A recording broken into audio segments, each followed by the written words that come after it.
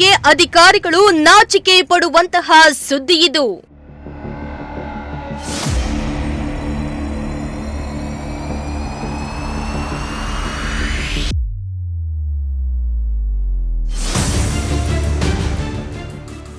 UGD ಬಳಿಯ pipe ಹೊಡೆದು ಮನೆಗಳಿಗೆ ನುಗ್ಗಿದ ಗಲೀಜು ನೀರು.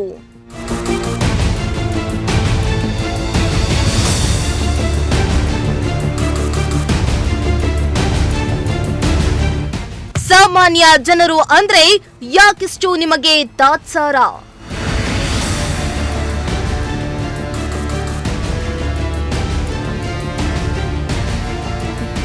ಕರುಳು ಹಿಂಡುತ್ತಿದ್ದೆ, ಮಗು ಗಲೀಜು ಸಂಪ್ ಕ್ಲೀನ್ ಮಾಡ್ತಾ ಇರೋ ದೃಶ್ಯ.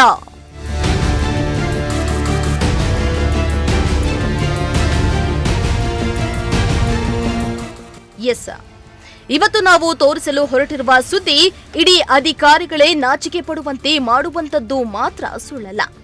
ಇಷ್ಟು ದಿನ ತುಮಕೂರು ನಗರದಲ್ಲಿ ಯುಜಿಡಿ ಬ್ಲಾಕ್ ಆಗಿದ್ದು ಸುತ್ತಮುತ್ತಲ ಜನರಿಗೆ ಸಮಸ್ಯೆ ಆಗ್ತಾ ಇದ್ದಂತಹ ಸುದ್ದಿಯನ್ನ ಮಾತ್ರ ತೋರಿಸ್ತಾ ಇದ್ವಿ.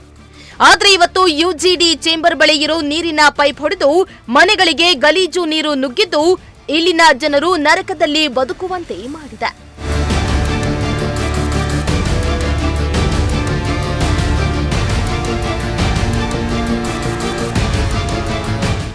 ಹೌದು, ತುಮಕೂರು ನಗರದ 4ನೇ ವಾರ್ಡ್ ಸಂತೆಪೇಟೆಯ 1ನೇ ಅಡ್ಡ ರಸ್ತೆಯಲ್ಲಿರೋ ಉರ್ದು ಶಾಲೆಯ ಹತ್ತಿರ ಸುಮಾರು ದಿನಗಳಿಂದ ಡ್ರೈನೇಜ್ ಬಳಿಯ ನೀರಿನ ಪೈಪ್ ಹೊಡೆದೋಗಿದ್ದು ನೀರಿನ ಪೈಪಿಗೆ ಡ್ರೈನೇಜ್ ನೀರು ನುಗ್ತಾ ಇದೆ.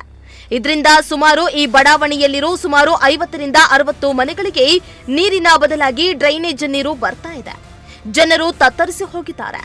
ಒಂದ್ ಕಡೆ ವಾಸನೆ, ಮತ್ತೊಂದು ಕಡೆ ಕುಡಿಯುವ ನೀರೇ ಮಲಿನವಾಗ್ತಾ ಇದ್ದು ಅಕ್ಷರಶಃ ನರಕವನ್ನ ಅನುಭವಿಸುತ್ತಿದ್ದಾರೆ.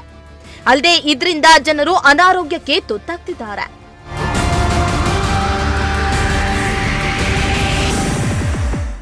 ಇನ್ನು ಮನೆಗಳ ನೀರಿನ ಪೈಪ್ನಲ್ಲಿ ಡ್ರೈನೇಜ್ ನೀರು ಬರ್ತಾ ಇದ್ದು ಪುಟ್ಟ ಬಾಲಕಿಯೊಬ್ಬಳು ಗಲೀಜು ತುಂಬಿರೋ ಸಂಪನ್ನ ಕ್ಲೀನ್ ಮಾಡ್ತಾ ಇರೋ ಪ್ರಸಂಗ ಕರುಳು ಹಿಂಡುವಂತೆ ಮಾಡಿತ್ತು. ಸಂತೆಪೇಟೆಯ 1ನೇ ಅಡ್ಡ ರಸ್ತೆಯ ನಿವಾಸಿಗಳ ಗೋಳನ್ನ ಹೇಳಲು ಪದಗಳು ಸಹ ಸಾಲ್ತಾ ಇಲ್ಲ. ಅಂತಹ ಸ್ಥಿತಿಯನ್ನ ಇಲ್ಲಿನ ಜನರು ಅನುಭವಿಸ್ತಾ ಇದ್ದು ಸಂಬಂಧಪಟ್ಟ ಇಲಾಖೆಯ ಅಧಿಕಾರಿಗಳಿಗೆ ದೂರನ್ನ ನೀಡಿ ನಮ್ಮ ಸಮಸ್ಯೆಯನ್ನ ಬಗೆಹರಿಸುವಂತೆ ಮನವಿಯನ್ನ ಮಾಡಿದ್ರೂ ಯಾವುದೇ ಪ್ರಯೋಜನ ಆಗ್ತಾ ಇಲ್ಲ ಎಂದು ಸ್ಥಳೀಯರು ಆಕ್ರೋಶವನ್ನ ಹೊರಹಾಕಿದ್ರು. ಸರ್ ನಮಸ್ತೆ, ನಾನು ನೇಮದ್ ಅಂತ. 4ನೇ ವಾರ್ಡು ಉರ್ದು ಸ್ಕೂಲ್ ಹತ್ರ ಸಂಧಿಯಲ್ಲಿ ಒಂದು ತೊಟ್ಟಿಗಳಲ್ಲಿ ಯುಜಿಡಿ ನೀರು ಬರ್ತಿದ್ದೆ. ಅದು ಹೆಂಗೆ ಬರ್ತಿದೆ ಅಂತ ವಾಲ್ಮೆನ್ಗೆ, ಈ ದಪ್ಪೆದಾರು ಗೌಡಂಗೆ ಎಲ್ಲ ಕರೆಸಿ ಮಾತಾಡಿದ್ರೆ ರೆಸ್ಪಾನ್ಸೇ ಮಾಡೋದಿಲ್ಲ. 4-5 ದಿವಸ, ಒಂದು ವಾರ ಆಯಿತು. ಒಂದು ವಾರದಿಂದ ಅದು ಕಂಡುಹಿಡ್ದಿಲ್ಲ ಎಲ್ಲಾಗೈತೆ. ಆ ಯುಜಿಡಿ ಕ್ಲೀನ್ ಮಾಡೋರು 4 ದಿವಸದಿಂದ ಬರಲಿಲ್ಲ. ಹೋಗಿ ಆಯುಕ್ತರವರು ಕಂಪ್ಲೇಂಟ್ ಕೊಟ್ಟು ಬಂದಿದ್ದೀವಿ, ನೋಡೋಣ ಮಾಡೋಣ ಅಂತ ಹೇಳೋರವರು. 4ನೇ ವಾರ್ಡ್ಗೆ ಆಯುಕ್ತರು ವಿಸಿಟ್ ಮಾಡಬೇಕು ಅಂತಲೂ ಕೇಳ್ಕೊತೀನಿ. ಆಮೇಲೆ ಫಸ್ಟು ಯುಜಿಡಿ ಸಮಸ್ಯೆ ಆಗಿದೆ, ಯುಜಿಡಿ ಕುಡಿಯೋಕೆ ನೀರಿಗೆ ಸಮಸ್ಯೆ ಆಗೈತೆ. ಆಮೇಲೆ ಒಂದು ಉರ್ದು ಸ್ಕೂಲ್ ಐತೆ ಇಲ್ಲಿ, ಅಲ್ಲಿ ಒಂದು 190 ಮಕ್ಕಳು ಓದ್ತವ್ರೆ. ಇವ್ರು ನಲ್ಲಿ ಬಂದ್ ಮಾಡಿಬಿಟ್ಟಿದ್ದಕ್ಕೆ ರಿವರ್ಸು ನಲ್ಲಿ ಸ್ಕೂಲಿಗೆ ಬರ್ತೈತೆ. ಒಂದು 30-40 ಮನೆ ಅವೆ ಇಲ್ಲಿ, ಅವ್ರಿಗೆಲ್ಲ ಸಮಸ್ಯೆ ಆಗೈತೆ. ನಾನು ಪ್ರಜಾಶಕ್ತಿ ಟಿವಿಯಿಂದ ಕೋರ್ಕೊಳ್ತೀನಿ, ಇದೇನಾದರೂ ನೀವು ನಮಗೆ ಬಗೆಹರಿಸ್ಕೊಡ್ಬೇಕು. ಯಾಕಂದರೆ ಸಾಮಾನ್ಯ ಜನ ಈಗ ಇವ್ರ ಹತ್ರ ಯುದ್ಧ ಮಾಡಬೇಕು. ಏನಾದರೂ ಒಂದು ಚರಂಡಿ ಕ್ಲೀನ್ ಮಾಡ್ಬೇಕಂದ್ರೆ, ಒಂದು ಯುಜಿಡಿ ಕ್ಲೀನ್ ಮಾಡ್ಕೋಬೇಕಂದ್ರೆ ನಮ್ಮ ತಿಳುವಳಿಕೆ ಇದ್ದು ನಾವೇ 4-5 ದಿವಸದಿಂದ ಎಣಗ್ತಾ ಇದ್ದೀವಿ. ಇದು ಮಾಡಿಸ್ಕೊಳಕ್ಕಾಗ್ತಿಲ್ಲ ನಮ್ಮ ಕೈಯಲ್ಲಿ. ಈಗ ಸಾಮಾನ್ಯ ಒಂದು ಬಿಡಿ ಕಟ್ಟೋನು ಇಲ್ಲ, ಬಿಡಿ ಹೆಂಗಸರುಗಳು ಬೇರೆಯವ್ರು ಹೆಂಗೆ ಮಾಡ್ಕೊತಾರೆ, ಇದು ಇವ್ರು ಹೆಂಗೆ ಮಾಡಿಸ್ಕೊತಾರೆ ಕೆಲಸ ಅಂತ ನನಗೆ ಅರ್ಥ ಆಗ್ತಾಯಿಲ್ಲ.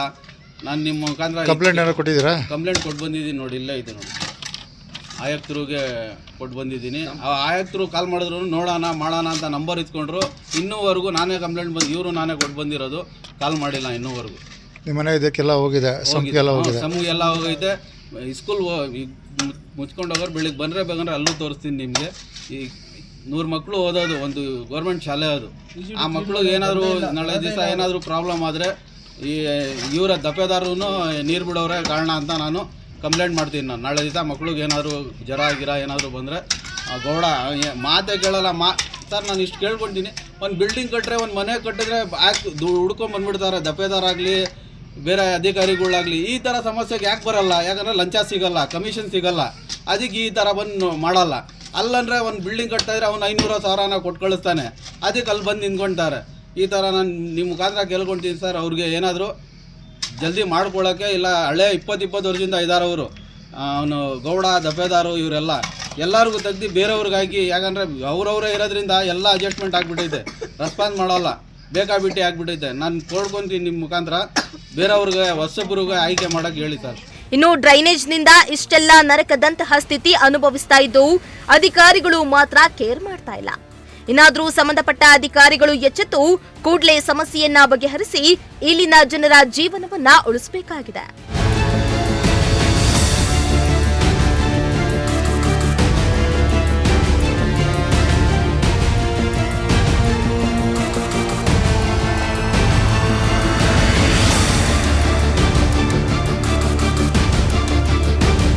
ಕ್ಯಾಮರಾ ಪರ್ಸನ್ ಶಾಬಾಜ್ ಜೊತೆ ಚೇತನ್, ಪ್ರಜಾಶಕ್ತಿ ಟಿವಿ, ತುಮಕೂರು.